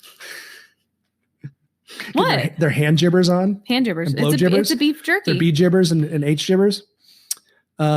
So which, hey, I mean, Ramon probably would have enjoyed that. Had he not been like 18 and everybody Stella else underage, like 15. Well, back then it was okay. Because Stella and Augie and Chuck hop into Ramon's car. They don't know Ramon, but they're being chased by Tommy. So they hop into his car and they meet Ramon. So we meet Ramon. And Ramon's watching Night of the Living Dead. And Stella's hops in the front seat and immediately her and Ramon have kind of a connection. And then Augie and Chuck are in the back seat. And Tommy finds them and, bangs on the door. And eventually they start heading out. Tommy gets chased off by some other people at the theater. We meet Ramon, and then Stella goes, "Hey, you guys want to go to a real haunted house?" And they end up at the Bellows Mansion. Dun dun dun. So we find out that there's this kind of mythology or local myth or local urban legend or whatever about the Bellows family. And the Bellows family founded the town. They had the mill, paper mill or whatever it was, and they were the ones that were the rich family in town. And they had a daughter named Sarah. With a dark secret. Daughter named Sarah that they, chained up in the basement or whatever. Because she was an albino. Well, we didn't know that at the time, but yeah, she, she was only just a little bit different. She was an albino. So they were mistreating someone just because of the color of their skin. That's right. And that happened again with Ramon. That's like super white racism. Well, I think the whitest of racism. I think it was. And then, but we also had a bunch of racist stuff going on with right. with Ramon, right? We had Tommy using racial slurs. And then we had the cops, this was the late 60s and we were in small town America. And so that was that they kind of dealt with a lot of that kind of stuff throughout the whole movie. Mm-hmm. Right. And so we get segregation that kind of, and oppression. Yeah. We get a lot of that stuff throughout the movie. It kind of dealt with it. And I liked that too, for being a movie that was geared towards kind of the younger age group. It kind of went a little bit darker than I thought it would in some of those areas too. Right. Which I think is good. Gets people like a good introduction to things that, a lot of movies that are geared towards teens and stuff don't dive into. Well, and also it touches on the true horrors of the world, like 18-year-olds being sent to war. Right. And, right. Unsure of your political leaders. How do we say, moral fortitude? Yeah, that's really. Some of our political leaders don't have moral fortitude. Oh, allegedly. Really? I always assumed they were the apex of moral fortitude. No. So we're in this haunted house. Some weird shit happens. Stella ends up with her book. With Sarah Bellows has this book where she's been writing these stories, and there's all this mythology that kills everyone. There's all this this superstition around her book, right, or whatever, these stories that have gone around town. So, Sarah Bellows is not a fan of Stella taking her book. No, she was not a fan. Well, understandably, Sarah is not a fan of people in general because people mistreated her because she was different. Yeah, but that's not an excuse. It's not an excuse to start killing people. It's not. She starts knocking off kids one at a time now. So all of Stella's friends we start getting them knocked off. Have you learned nothing? Hurt people hurt people. It's true. Hurt people do hurt people. But we do have a bunch of deaths. So now Sarah's starting to write her own stories. Which Hudson did not like. He's not a fan. He was not a fan of the actual deaths. So we got our first death is Tommy. We got the famous Harold Scarecrow, which they did a fantastic job. Cool. He looked so cool. Chases him around, kills him. Tommy is our jackass, right? Our jackass jock guy. So he's the first guy that dies, and we're like, it's okay. Tommy's that's cool. He gets a pitchfork and starts transforming into a scarecrow, which was really badass. Really cool. Really badass. Our second death is Augie. So Augie they put him in the Where's My Toe kind of story, right? Which is based on the big toe. But interestingly enough, the chick in the illustration that they made into the monster, the Where's My Toe monster, she was from the haunted house, which kind of encapsulates a little bit more of the whole story. Sure. If you read the haunted house story in the book, and not really the big toe, but they did a lot of mixing and matching. Well, that was supposed to be a Sarah Bellows relative, right? I don't know, may have been, possibly. But I always had a problem with the big toe story in the book, because if you read it, it's like this kid's out in his garden, right? And he finds a big toe. And he goes to his parents. He's like, hey, I found this big toe. And mom's response is, it looks nice and plump. I'll put it in the soup and we'll have it for supper. What the fuck, Mom? Well, there has to be something wrong with Mom. Why would there be a big toe because probably Mom killed someone and buried him in the garden. You think so? Yes. Maybe. I don't know. But then Dad carves it up into 3 pieces for the family to have for dinner. Yeah. So parents are murderers, and they're like, sweet, we're going to have some body parts for dinner. Still, that's some big. But also, what I noticed about the movie, and I think what we find out at the end, is that the stories that Sarah wrote, the stories that are coming alive, were stories that she wrote with members of her family in them. So who we see, because they were the ones who died, is members of her family. So the big toe is. Where did you get that from?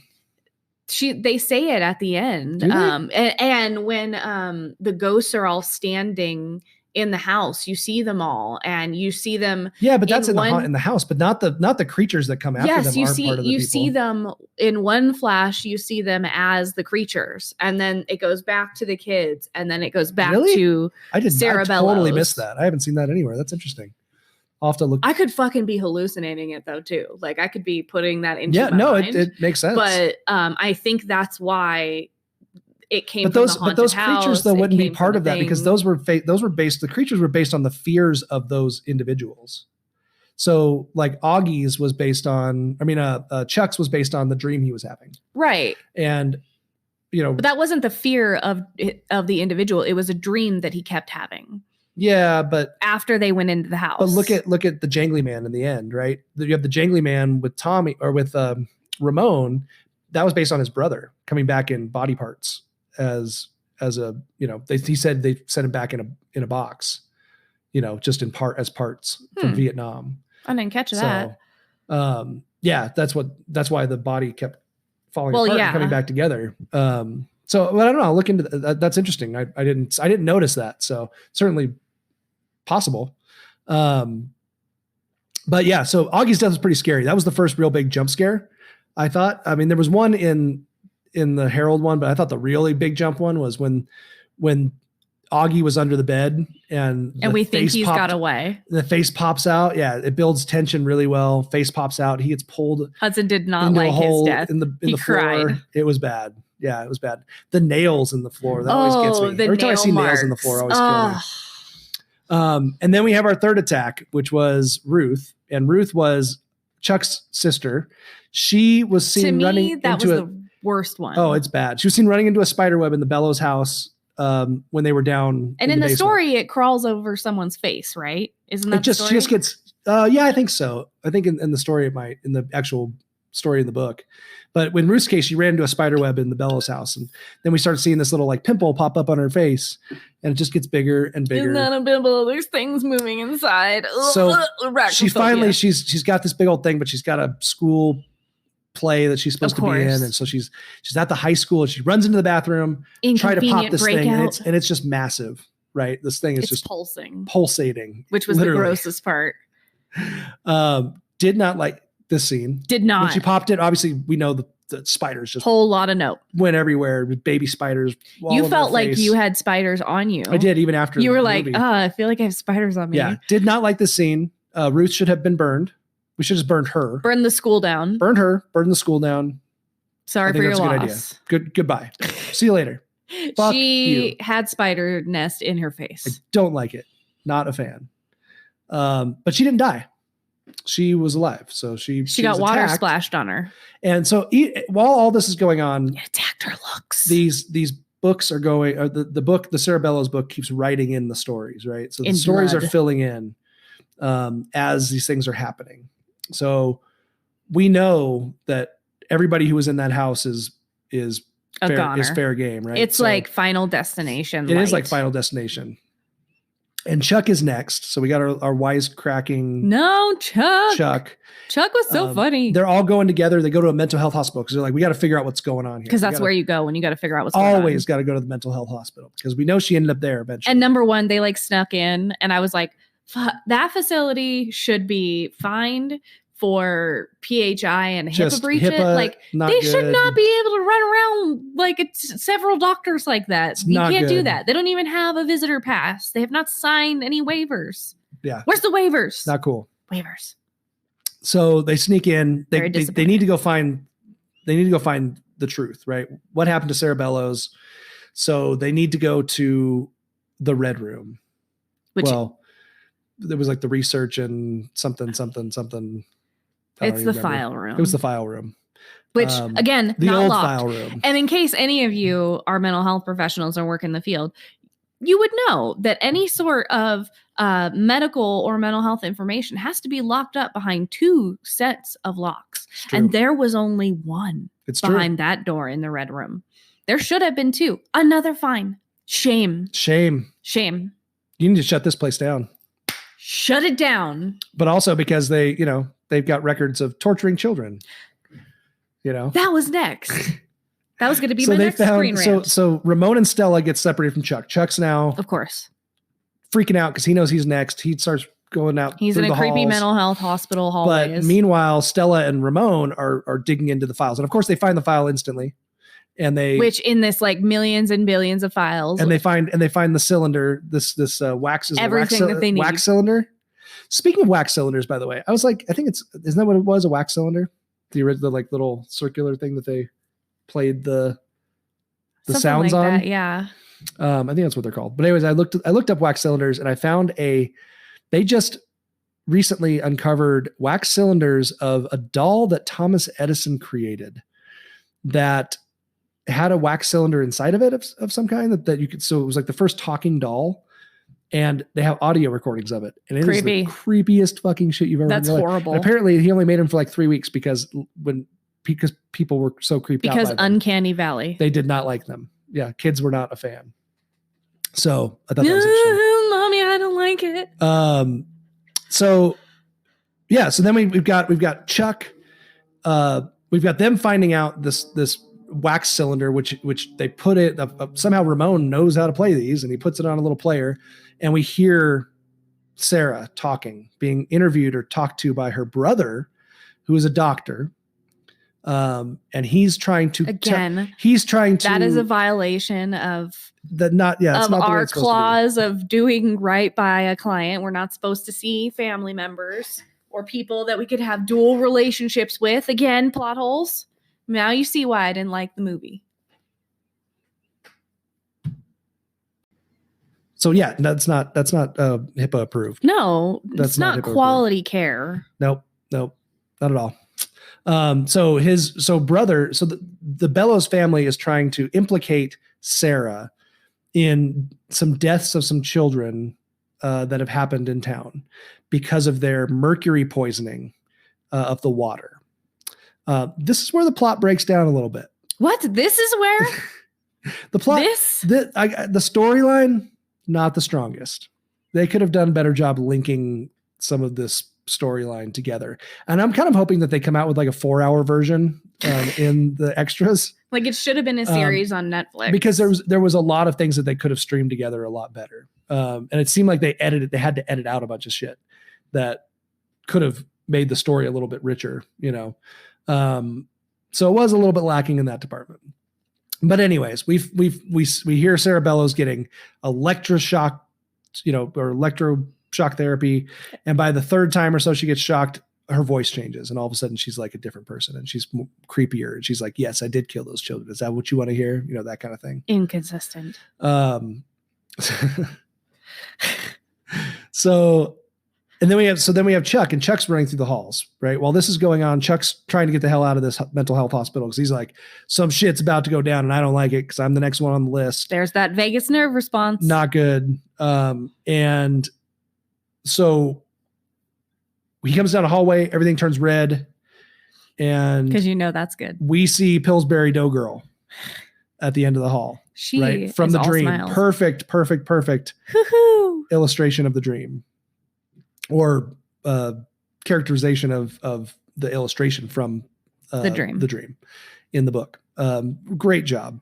And she starts waddling down the corridor, heading towards him. And he goes down another hallway and she's at the end of that hallway. Goes down another hallway. She's at the end of that hallway. This was one of the more fun, like suspense building. But I'm kind of with Hank on this one that I kind of laughed at it. It was fun because she's such a funny looking character. Well, she's got a big smile on her face. Yeah, it's super, super, super. Hudson thought it was the scariest part. I thought it was actually the kind of the more funnier, lighthearted part. Well, because then he gets like absorbed. Well, yeah, he goes right into her Jello belly. Like she's got like a Jello pudding pop belly. You know what she reminded me of? What? The nurse balloon from Big Hero 6. There was a gelatinous character in Monsters Inc. Mm-hmm. Right? Yeah. That like things could just go into, like get sucked into. Yeah. That was what it reminded me of. So caught him, enveloped him. Chuck's dead. Well, Chuck's R.I.P. Maybe he's inside. We know he's inside of her belly. Mm-hmm. He's so fluffy. Inside of Pillsbury Ghost Belly. And then we get to our climax now, and Ramon is Ramon and Stella end up getting arrested. What did they get arrested for? I can't remember. Why did he pick them up on suspicion? Because of the missing persons or something? Maybe because they were plot hole. All I heard was plot hole. I don't remember. Anyway, they end up getting arrested. And while they're in jail for the night with the sheriff, we are introduced to a new creature that's not an illustration, but kind of based on a few different stories from the book, called the Jangly Man. And the Jangly Man is Ramon's fear. It's his deep-seated dark fear. And it's definitely based on the fact that they sent his brother home in pieces, is what he said. So now we've got this body. It's based on Mitai Dodi Walker, which one of the ones it's based on, which is basically the story of a head that comes down a chimney and rolls down in the floor, and the dog talks back and forth with the thing, and then the head comes down, and it's saying Mitai Dodi Walker and all this stuff. So that's where it comes from in the book. But it actually comes probably from a couple of different ones. Aaron Kelly's Bones is one of the stories, and What Did You Come For? So probably a combination of those three. If you read those three stories, that's kind of where I think that's where they got this Jangly Man idea from. But this is Ramon's monster. And so monster's chasing him, tries to get through the bars. Somehow him and Stella get out. This is after he breaks the neck of the sheriff. Yeah. The sheriff didn't last long. Jangly Man broke the neck of the sheriff, which I thought was pretty intense pretty brutal for that movie. It was pretty brutal. There was a couple of scenes that were it actually it went darker than I thought it was going to go in a couple of different, at a couple of different times. Which is pretty hardcore, I think for a movie that was, it was pretty fucking metal. Yeah, it was gnarly. Somehow they get out, and this Jangly Man creature, which is all separated, it basically is like pieces, and then it comes together and makes this monster. But the pieces can break off and then come back together, and you get an arm that falls off, it can come back on. So Ramon pins the Jangly Man between his car and a bus or something, or another car, and manages to escape. And so we see at the end, right, that they've somehow, Stella has convinced Sarah Bellows that she needs to not kill people anymore. Real quickly convinced her to. Bad idea. Don't kill people anymore. Like, be cool. She should become. Stop being such a vengeful bitch. We know bad shit happened to you. I'm going to help you get through this. So cut it out. Are we cool? We're cool. And then a loud scream. Very loud. The kids all like grab their my ears. It was terrible. Scream. It was really loud. It was a really loud scream. And then that's the end, right? And Stella sees Ramon off on a bus because we found out he was a draft dodger. We didn't bring that up. He was a draft dodger. Gets on the bus. They send him on his way. Confronts his fear. He confronts his fear. Although there's a lot to, there's kind of that subtext of real life fear mixed with this, this is all set during a time of a lot of turmoil. And, I'm sure he did that on purpose because of our current times. And we see his genuine fears, right? The fear of, I'm going to end up like my brother who was killed in Vietnam, and this whole war that is being sent, we're being sent to by our military or by our government. So, and then as a sequel teaser at the end, right, we've got where they're driving away. Dad's driving the car. Stella's in the front seat, and Ruth, Chuck's sister's in the back seat, with her face all bandaged up. And then she says something about how she's going to, they're going to figure out how to bring Augie and Chuck back, but not Tommy. Fuck him. Sequel teaser. Fuck him, right? Fuck that guy. Fuck Tommy. Fuck you. Fuck you. You're cool. You're cool. Fuck you. Yeah, it's kind of messed up. They're like, let's bring Augie and Chuck back, but fuck Tommy. Yeah, that guy was a jerk. Don't be a jerk in horror movies then. But this, I really thought they did a great job of getting the ambiance of what this book, kind of the feel of how this book felt when you're the texture of it. When you're reading it as a kid, it felt like the book read to me. And I know a lot of people didn't love it. But I think kind of looking at it as what it was, which is, and I'm a sucker for jump scares too. I fucking love jump scares. There was a lot I really of them. do. I love jump scares. I don't care what anybody says. I don't, people have been calling them cheap jump scares. I don't call them cheap jump scares. I fucking love a good jump scare. I think they're awesome. Like, and watching the boys with jump scares is a blast. It's so fun. Just watching other people in general, like watching people in the theater was so much fun. I am a fan. So I liked it. I thought it was a good movie. I know that was kind of a long synopsis. And spoiler alert. Little late. Is it too late for that? A little late. Well, if you've been listening to the podcast for any length of time, you should know. It's all a big spoiler alert. Mm-hmm. But yeah, that was, and I think that's such a great fear of fear movie because it really was the first like introduction to scary shit. Well, and it was a lot of like running kids. away from your own fears and, you know, things that were unaddressed and just all these other things. Yeah. It brought up a lot of references back to the book too. Yeah. Like the black dog that kept showing up. There's a story called The Black Dog. Sam's pet was one of her stories. Remember she said, or he, I don't remember what it was. I think they were reading through her stories. Stella's stories, the ones that she'd written.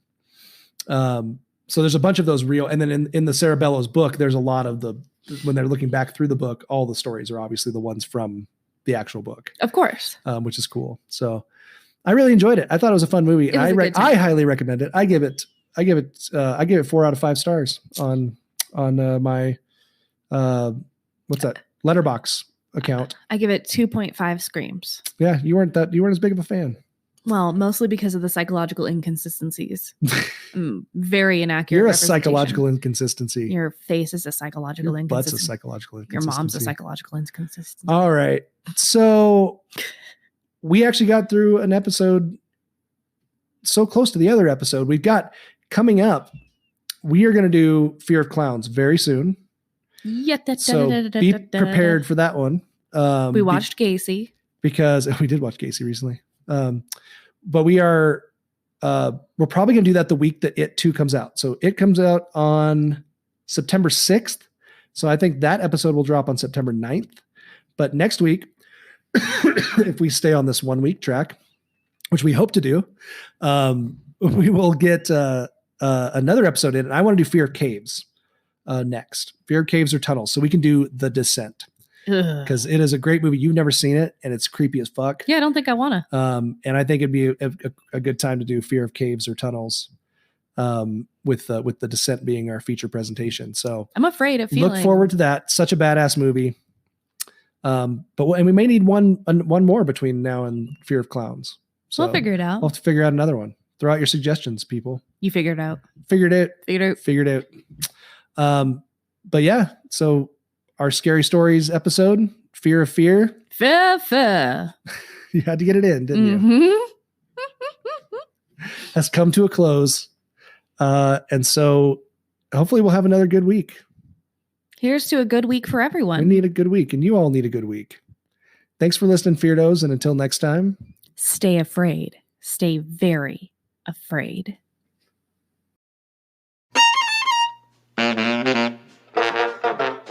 Well, I got a trombone with a rusty bell. I gotta find a woman who plays it well.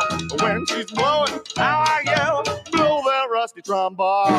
She grabs my horns, my delight, knows just how to blow it right. A virtuoso day or night when she blows that rusty trombone. When I pull out my instruments and fiddle by her side, such a sweet accompaniment, she grabs me by my pride. She's a big bottom blower, I'm a fast paced hugger. When we duet, she's just a low down sucker. From mouth to the piece, her lips to her bucket, she blows that rusty trombone. Blow, baby, blow, baby, blow, baby, blow, baby, blow, baby, blow, baby. Blow, baby, blow, baby, blow, baby, blow.